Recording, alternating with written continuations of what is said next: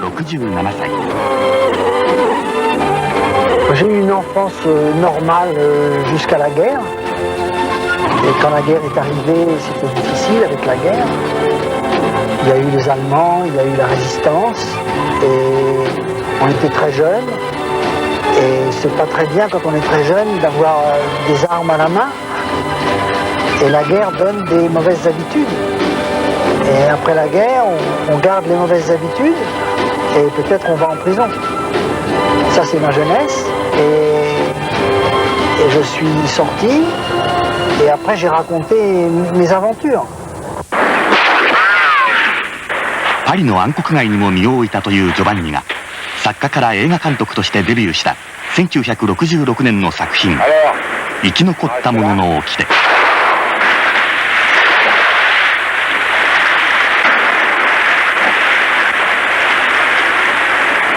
シシリー島のギャングと島を争ったと言われる彼の冒険談が色濃く出ている作品と言われている。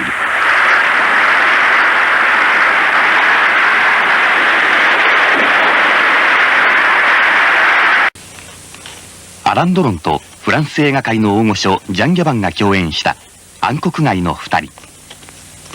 この作品によって映画監督ジョゼ・ジョバンニの地位は揺るぎないものとなった。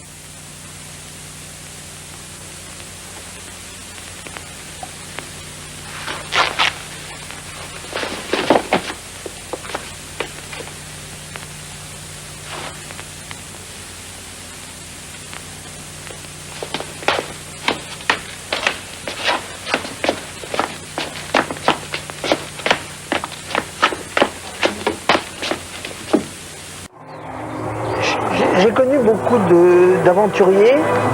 J'aime bien chez les hommes les gens qui ont une opinion, qui ont une mentalité sur la vie, qui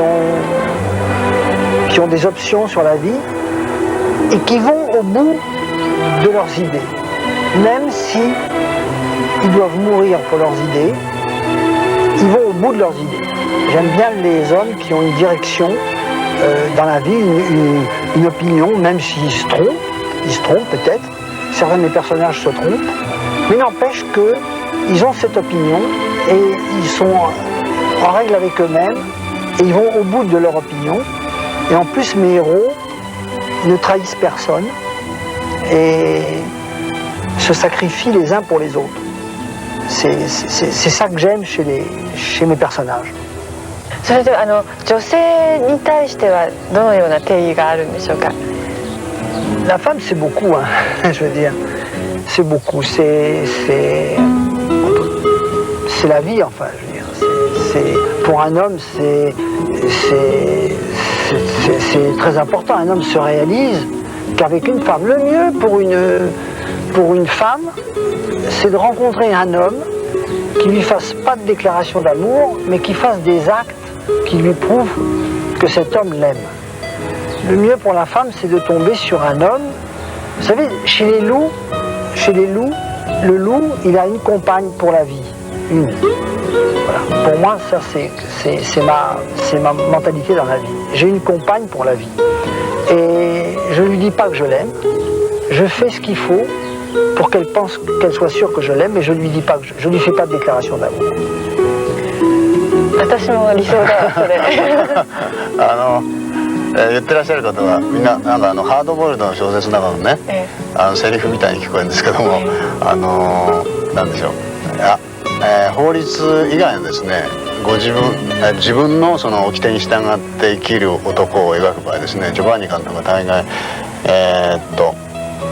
友情を求める純粋さとかね、あるいは、求めざるを得ない人間の優しさとかみたいなことをその心情の根底的な部分としてお考えのようなんですけども、掟とですね、あるいはアウトローとして法律外で生きることと、それから優しさ純粋さといったものの関係っていうのをどうお考えですか。Moi, je suis un homme de clan. Donc, les hommes de clan, ils ont un comportement à l'intérieur du clan et ils ont un comportement dans la société en général. ce ne sont pas des hommes qui sont vraiment faits pour vivre dans la société en général. Ils sont faits pour vivre dans un clan, c'est-à-dire entre peu de monde. Alors dans le clan, ils se laissent aller à leurs meilleurs sentiments et ils considèrent que la société en général est dangereuse et pas très amicale. Alors ils sont en guerre avec la société en général. Quand ils sont en face de la société en général, ce sont des guerriers. Et quand ils sont à l'intérieur de leur clan, ce sont des hommes qui aiment leurs femmes, leurs enfants, qui ont des grandes émotions. C'est parce qu'il y a une mentalité particulière dans les hommes de clan par rapport à une société normale où ils ne savent pas ce que c'est qu'un clan. Tout le monde ne vit pas dans un clan, hein, c'est spécial. フィルムノワールの話をね、そのまま聞いてるような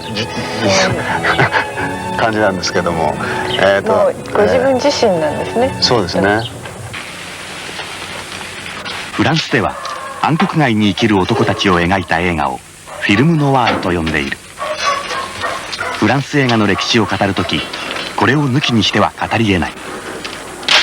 そんなフィルムノワールの戦後最大のスターがアラン・ドロン。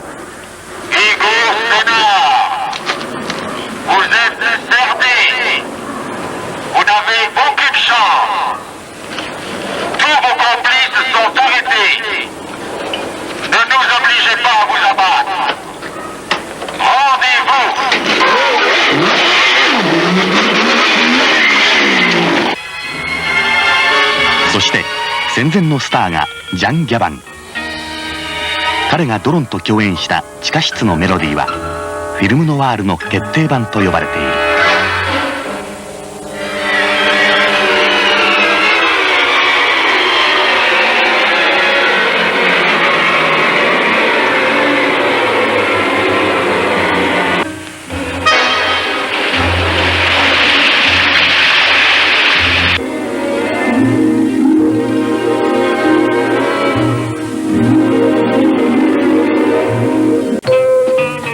もう一つ戦後のフランス映画を代表するのがヌーベルバーグ。正統的映画手法はジャン・リュック・ゴダールの勝手に仕上がれ一作で過去のものとなった。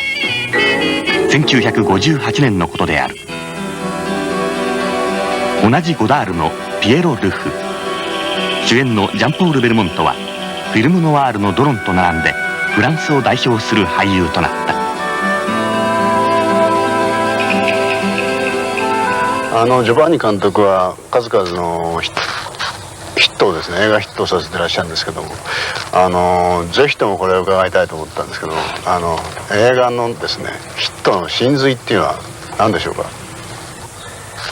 On ne le sait pas, personne ne le sait. On fait un film sincèrement et le film arrive à toucher le public. Il n'y a pas de recette pour fabriquer un film. On ne peut pas dire qu'on va aller à la campagne, écrire un scénario dans lequel on va mettre un peu de ça, un peu de ça, un peu de ça, un peu de ça. Le scénario, le cinéma, c'est pas de la cuisine. Et quelquefois, on pense qu'on va faire un film difficile et qu'il n'y aura pas de public, et puis le film fait un triomphe. Et quelquefois, on pense qu'on va faire un film très commercial, et puis le public ne vient pas. On ne le sait pas. Ce qu'il faut faire, c'est un film sincère. Vous faites un film sincère. Si ce que vous aimez le plus dans la vie, vous avez la chance que les gens l'aiment aussi, alors pour vous, c'est ce qu'il y a de meilleur pour un artiste. Mais vous ne pouvez pas fabriquer pour le public. Est-ce que ce que vous fabriquez en 1990 pour le public, ça sort sur les écrans en 1991, et peut-être le public, il a déjà changé d'avis. 映画を作られるっていうことはジバニさんにとって人生にとってどんなものなんですか、生活の中で。 C'est beaucoup. Parce que les films que j'ai réalisés, ce sont des films auxquels j'ai pensé très longtemps à l'avance. Quand je fais un film, je me coupe de la vie. J'ouvre pas de courrier, je réponds pas au téléphone. C'est ma femme qui fait la relation entre la vie et moi. Moi, je suis coupé de la vie et je vis que pour le film. entièrement pour le film. Je vis que pour le film. Je suis habité par le film et le film pour moi c'est quelque chose que j'ai inventé, une histoire que j'ai inventée, des acteurs qui interprètent les personnages et c'est comme un enfantement pour moi. Vous les femmes, vous avez beaucoup de chance de mettre des enfants au monde parce qu'on ne connaît pas ça, nous, c'est de donner la vie. Alors moi j'ai l'impression que quand je fais un film, je donne la vie à un enfant. C'est ça pour moi un film.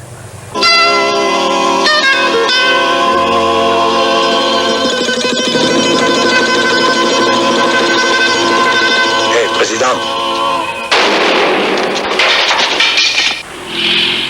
映画を作ることが子供を産むことならば、その作品に登場する俳優は監督にとってかけがえのない友人だとジョバンニは言う。そんな彼のかけがえのない友人、ジョバンニ作品に登場するおなじみの顔を紹介しよう。まずリノ・バンチェラ。名脇役の性格俳優だった彼はジョバンニによって主役スターになった。Je pourrais t'aider, moi. Je connais toutes les frontières. Moi, un jour ou l'autre, tu finiras au bout d'une corde. Tu veux pas そ finir し au て bout d'une corde アラン・ドロン。太陽がいっぱいで甘く危険な香りを漂わせていた彼はジョバンニによって大人の渋みを見せる男に変わっていった。ジョバンニは言う。役者を発見するのは我々の楽しみです。しかし役者の持つ存在感は演技力とは別のもの。天から与えられた才能でしょう。だから彼らもまた冒険者なのです。ジョバンニ監督の映画音楽は大変エモーショナルな感じがするんですけども、作曲家の人にどういったご注文を出すんですか、要求するんでしょう。J'ai travaillé avec un compositeur qui a fait presque toutes mes musiques de films. Il s'appelait François de Roubaix.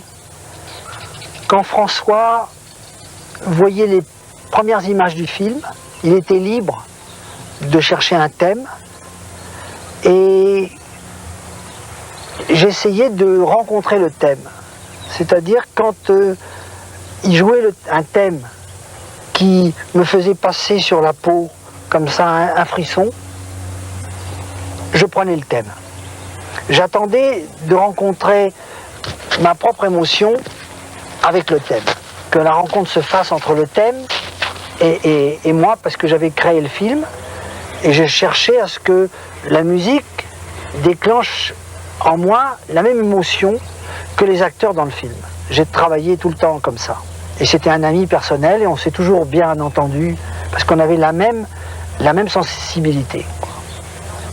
Mais je ne pourrai jamais vivre フランスの映画音楽はミシェル・ルグラン、フランシス・レイの2人の作曲家が60年代に登場して花開く。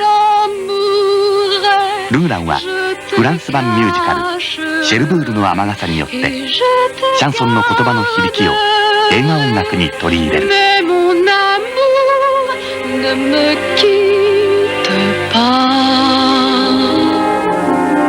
Tu sais bien que ce n'est pas possible. Je ne te quitterai Mon amour, pas. il faudra pourtant que je parte. Tu sauras que moi, je ne pense qu'à toi. Mais je sais que toi, tu m'attendras.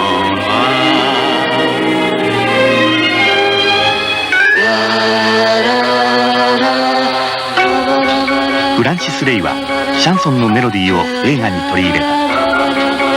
66年、当時無名の新人監督クロード・ルルーシュと組んだ作品「男と女」は彼の音楽が先に生まれ、映像とストーリーが後から作られたと言われるほど華麗なメロディーだった。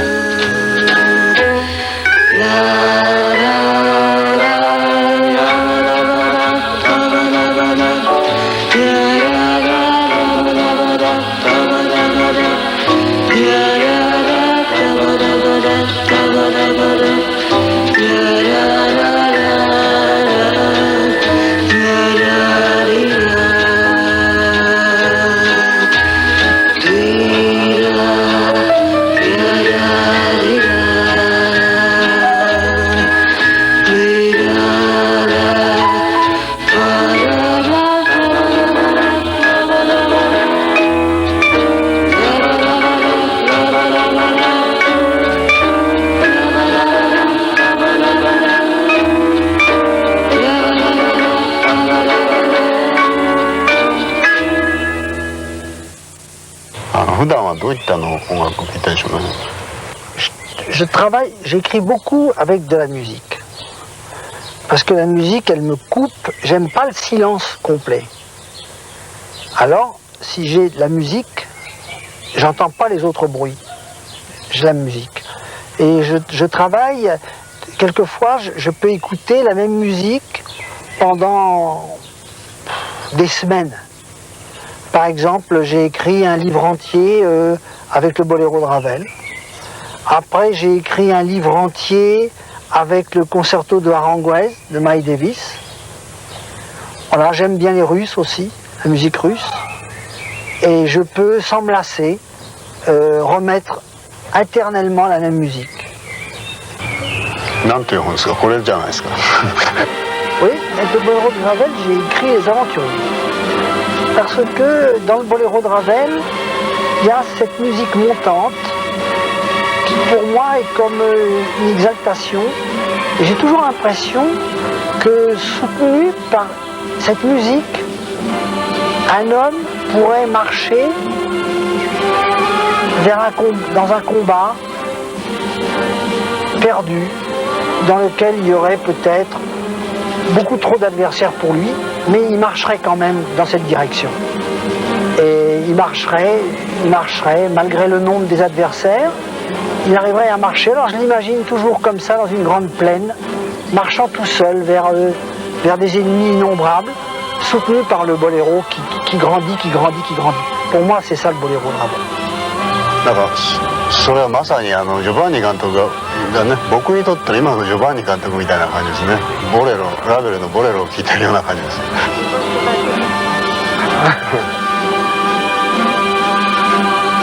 ボレロ、スラブ系のリズムに魅せられた監督はジョバンニ一人ではない。男と女のクロード・ルルーシュも愛と悲しみのボレロでこの音楽をモチーフに見事な映像シンフォニーを演出している。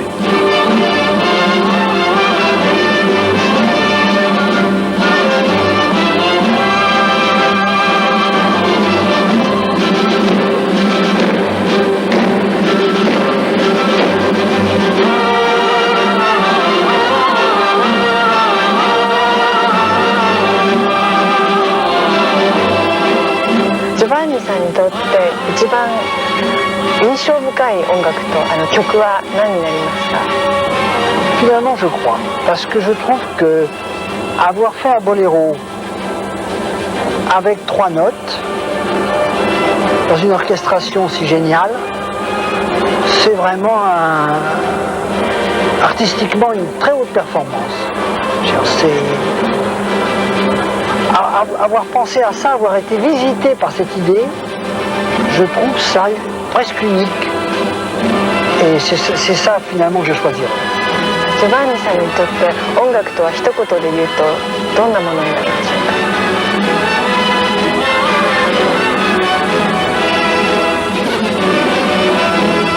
か？ Une émotion.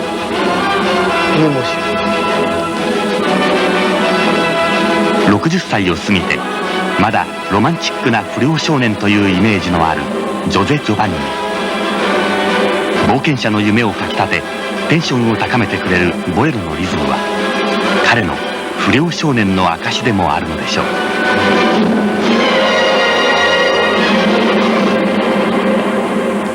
今ジョバンニさんはアラン・ドロン主演の映画を準備中らしいですね。そうですね。もうすぐだそうですけど、クランクインが、楽しみです。